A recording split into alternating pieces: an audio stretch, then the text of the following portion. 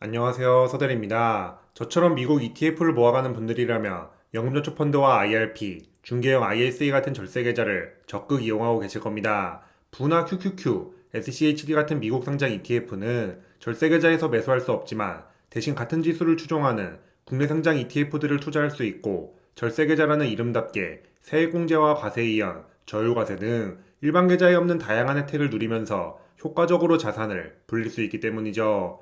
물론 모든 혜택을 누리기 위한 조건이 쉽지는 않지만, 조건만 맞는다면 일반 계좌에서 부투자보다 절세 계좌에서 타이거 미국 S&P 500 모아가는 게 실제로 훨씬 유리합니다. 그러다 보니 여러 절세 계좌에서 국내 상장 미국 ETF 모아가는 분들이 점점 늘어나고 있는데, 그 중에서 중개형 ISA 인기가 특히 대단합니다. 이론상 혜택은 연금 계좌가 제일 좋지만 만 55세 이후에 연금으로 수령해야 그 혜택을 제대로 누릴 수 있고, 납입 한도도 2월 없이 1년 1,800만원 고정이라는 단점이 있기 때문이죠. 반면 ISA는 계좌를 최소 3년만 유지하면 분리과세로 수익의 9.9%만 세금 내면 되고, 연금 계좌에서 투자할 수 없는 국내 상장 레버리지 ETF뿐만 아니라 한국에 상장된 개별 종목도 투자할 수 있습니다. 물론 한국 주식 투자할 수 있다는 부분이 장점인가는 논란의 여지가 있지만, 3년이라는 짧은 의무가입 기간과 2월 가능하면서 넉넉한 1년 2천만원 납입 한도, 수익 200만원 비과세, 건보료 영향 없고 세율도 낮은 9.9% 분리과세,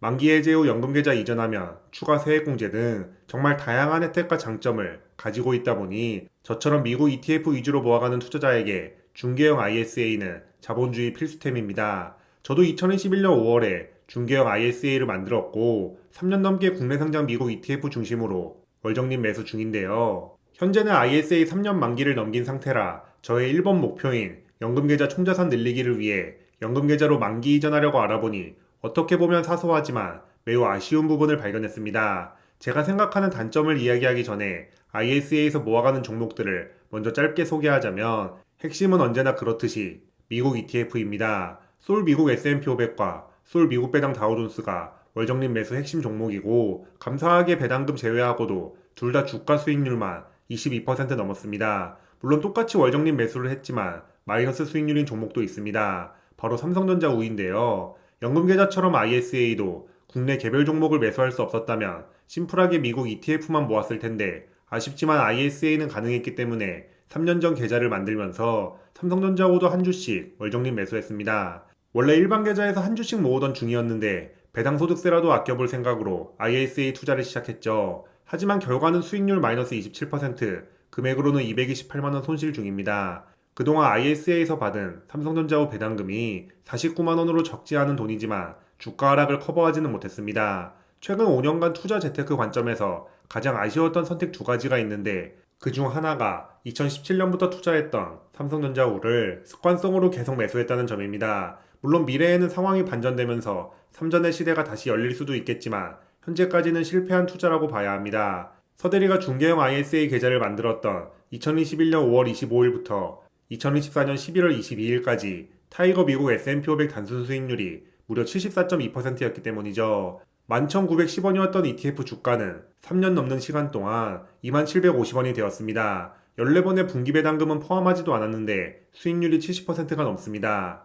물론 저는 월정립 매수를 하기 때문에 만약 S&P 500 ETF만 모았어도 계좌 수익률은 70%보다 낮았겠지만, 삼성전자후 투자 성과는 시장 지수인 S&P 500은커녕 예금보다 못했습니다. 참고로 최근 5년간 가장 아쉬운 선택 나머지 하나는 나중에 기회가 되면 별도 영상으로 이야기해 보겠습니다. ISA에서 투자 중인 ETF를 이어서 소개하면, 마지막은 타이거 코파 금리 액티브 합성입니다. 파킹 통장에 돈 넣어두면 쌓이는 이자처럼 주가가 매일 이자만큼 조금씩 오르는 파킹형 ETF라 은행 예금에 넣어뒀던 비상금 일부를 ISA로 넘겨서 매수해봤습니다. 은행 예금에 넣어두면 이자에 15.4% 세금이 붙지만 ISA에서 파킹형 ETF로 보관하면 세금이 9.9%로 낮아지기 때문이죠. 넣어둔 비상금이 500만원 정도라 세금 차이는 얼마 되지 않지만 나중에 비상금을 더 집어넣을 수 있으니 제가 모르는 단점이 있을지 테스트하는 개념으로 투자해보고 있습니다. 매월 5원, 10원씩 주가 상승으로 늘어나는 수익을 보면 확실히 예금보다 동기부여도 더 잘 되고 언제든지 매도해도 상관없는 만큼 비상금 보관용으로 괜찮은 선택 같습니다. 물론 전문직이나 고소득 직장인이라면 매년 연금계좌 1,800만원, ISA 2천만원을 손쉽게 채울 수 있겠지만, 평범한 직장인인 서대리는 둘 다 매년 한도까지 채우기 어려운 만큼 ISA 남는 한도를 비상금 보관 창고로 사용 중입니다. 이처럼 엄청난 혜택을 가지고 있는 ISA지만 제 기준 아쉬운 점이 하나 있습니다. 그건 바로 만기된 ISA를 연금 계좌로 이전할 때 투자 중인 국내 상장 ETF나 상품을 전부 팔아 현금으로 만들어둬야 한다는 점입니다. 연금저축펀드에서 삼성전자 우는 투자할 수 없으니 이건 현금화하는 게 맞다 쳐도 솔 미국 S&P 500과 미국 배당 다우존스, 타이거 금리 액티브 합성은 연금저축펀드에서 투자할 수 있는 ETF인데 현물 이전 안 된다는 점이 매우 아쉽습니다. ISA 만기 해지에서 받은 현금을 연금계좌로 이체하고 원래 투자 중이던 ETF를 다시 매수하면 그만 아닌가 라고 생각할 수 있지만 여기에 아쉬운 부분이 두 개 있습니다. 가장 아쉬운 부분은 그동안 ISA에서 투자로 쌓았던 ETF 수익률이 싹 사라진다는 점입니다. 이게 별거 아닌 것처럼 보이지만 투자를 오랫동안 하셨거나 누구나 인정할 만한 하락장을 최소 한 번 이상 겪어본 분들이라면 공감하실 것 같은데요. 시간의 힘으로 차곡차곡 쌓아올린 수익률이 시장에 미친 변동성으로부터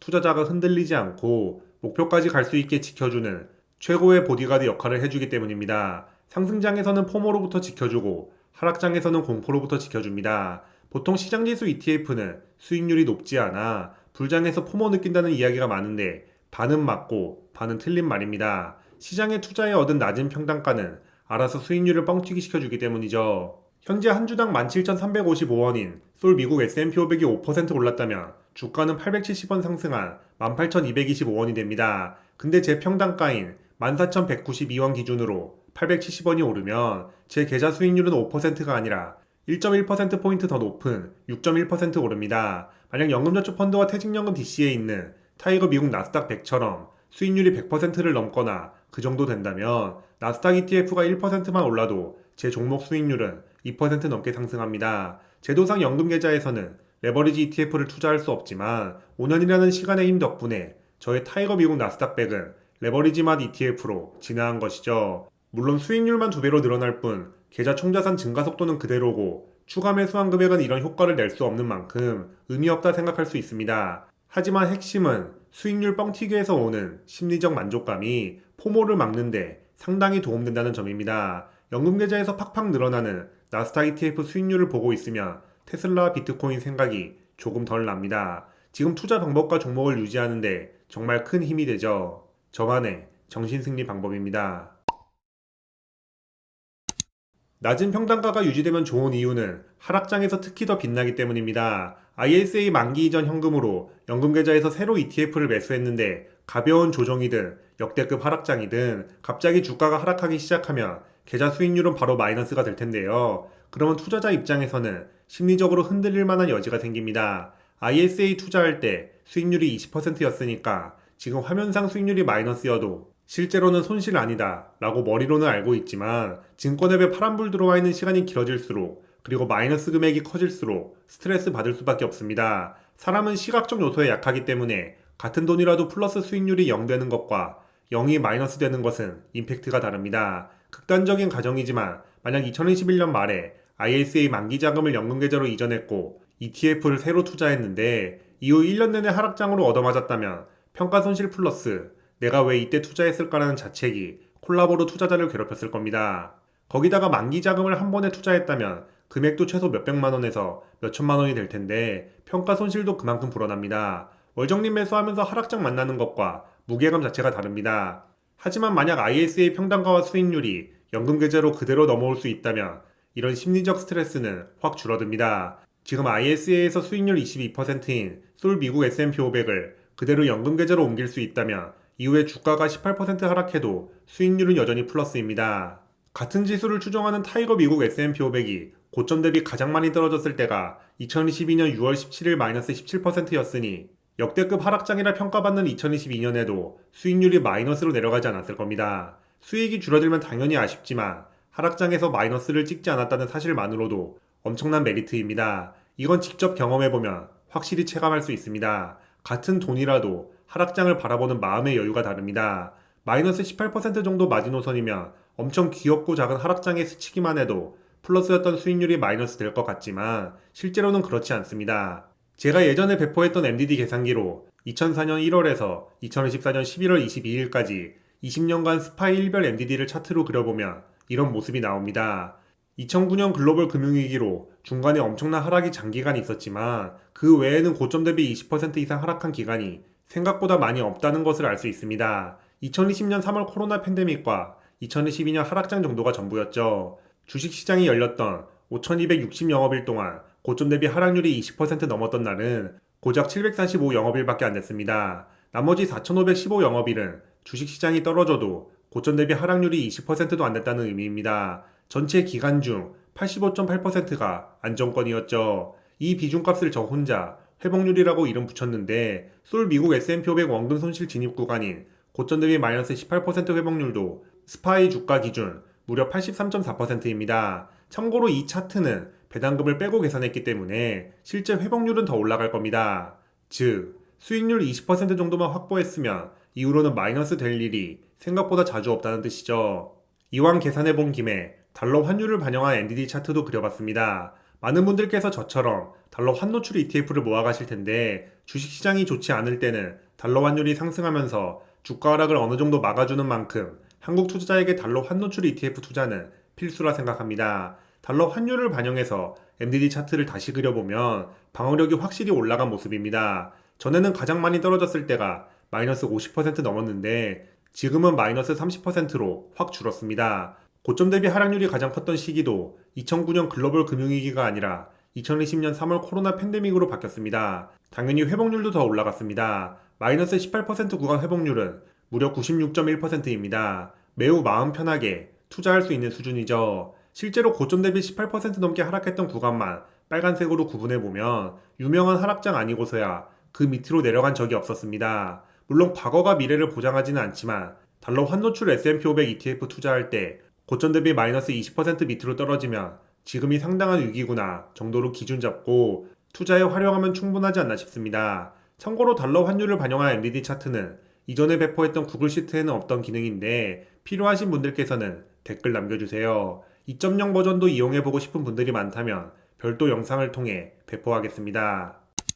ETF를 팔아 현금화하는 게 아쉬운 두 번째 이유는 장기 투자자에게는 하루 수익률만 놓쳐도 최종 성과는 엄청난 차이를 불러올 수 있기 때문입니다. ISA에 있는 ETF를 팔아 연금 계좌로 현금을 이체하고 여기서 다시 ETF를 매수하려면 아무리 못해도 3일은 필요한데요. 근데 만약 이 기간이 주식시장이 정말 좋았던 날이었다면 향후 누적 수익률 차이는 상당히 커집니다. 1일 수익률이 가장 좋았던 며칠만 놓쳐도 장기 투자 성과는 반토막 날 수 있다는 차트를 자주 보셨을 겁니다. 물론 1일 수익률 최악이었던 며칠만 피해도 최종 수익률은 엄청나게 오를 수 있습니다. 하지만 지난 20년간 S&P 500 1일 수익률 플러스였던 기간은 55%로 마이너스보다 조금 많기도 했고 결국 투자라는 게 미래를 긍정적으로 보고 모아가는 것인 만큼 저는 최대한 주식시장에 머무는 방식을 선호합니다. 2020년 1월부터 2024년 11월 22일 사이에 스파이 1일 수익률이 가장 좋았던 날은 2020년 3월 24일 9.1%였고 가장 나쁜 날은 2020년 3월 16일 마이너스 10.9%였습니다. 이 기간 동안 스파이를 사놓고 가만히 있었으면 주가 수익률은 82%가 됩니다. 근데 최고의 하루를 놓쳤다면 수익률은 67%로 낮아집니다. 최악의 하루를 피할 수 있었다면 수익률은 104%로 높아집니다. 극단적인 가정이지만 3년이라는 짧은 시간도 하루 수익률 차이가 가져오는 결과가 큰 만큼 10년, 20년 투자하는 연금계좌라면 격차는 훨씬 커질 수밖에 없습니다. 문제는 언제가 좋은 날인지 나쁜 날인지 정확하게 판단할 수 없으니 저는 가능하면 목표 자산까지 매도 없이 쭉 모아가는 방향으로 투자하고 있습니다. 지금까지 내용을 토대로 ISA에서 투자 중인 ETF를 평단가 그대로 연금계좌로 옮길 수 있다면 장기 투자하기 더 좋은 환경이 될 겁니다. 제가 2017년에 투자를 시작한 이후 크고 작은 하락장에서 주식을 팔지 않고 꾸준히 들고 갈 수 있었던 이유가 하락장을 정통으로 맞아도 최고의 안전마진인 평가 수익이 계좌에 남아있었기 때문에 가능했습니다. 적어도 같은 증권사 ISA, 연금저축펀드가 이전일 경우 평단가 그대로 옮길 수 있게 지원해주면 투자자들이 ISA 증권사를 선택하는 중요한 기준 중 하나가 될 수도 있다 생각합니다. 운용 중인 퇴직연금 DC 증권사와 퇴사할 때 퇴직금 받을 IRP 증권사를 맞춰 놓으면 평단가와 수익률 그대로 ETF를 옮겨주던데 중개형 ISA 만기 해지 후 연금계좌 이전도 이런 식으로 바뀌면 좋을 것 같습니다. 연금계좌에서 투자할 수 없는 종목이나 내야 할 세금만큼 예수금이 계좌에 없다면 딱 그 정도만 팔아 현금 맞춰놓고 나머지는 그대로 옮겨주는 방식으로 운영되면 더 좋지 않을까 생각합니다. 2021년 12월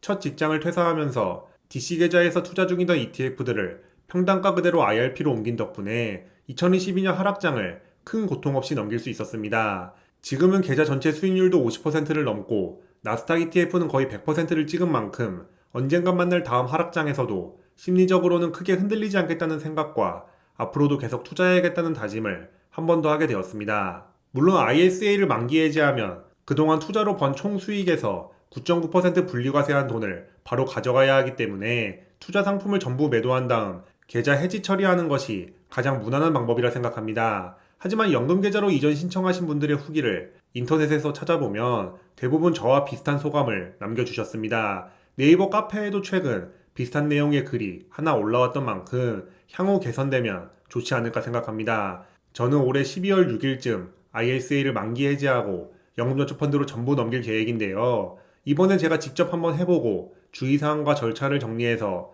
구독자님들에게 별도 영상으로 공유하겠습니다. 그리고 바로 다시 ISA 계좌를 만들고 12월 월급날부터 적립식 매수를 이어갈 계획입니다. 쉽지 않겠지만 새로 만드는 두 번째 ISA는 매년 납입 한도 2천만원 채우는 걸 목표로 3년 동안 열심히 달려보겠습니다.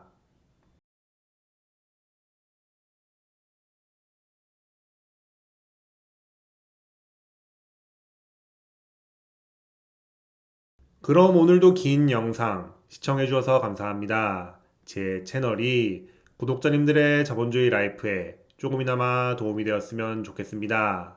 지금까지 서대리였습니다.